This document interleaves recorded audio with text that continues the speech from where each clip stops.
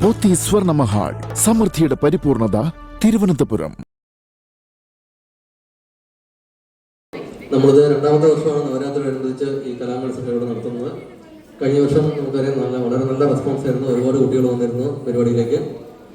ഇന്ന് നമ്മുടെ ഉദ്ഘാടന ദിവസമാണ്. നമ്മുടെ ഉദ്ഘാടനത്തിന് ഇവിടെ എത്തിച്ചേർന്നിരിക്കുന്ന വിശിഷ്ടാതികളെ സ്വാഗതം ചെയ്യാനുള്ള എൻ്റെ കടമ. ആദ്യമേ തന്നെ ഞാൻ ഗായക സംഘം സ്വാഗതം ചെയ്തുകൊള്ളുന്നു.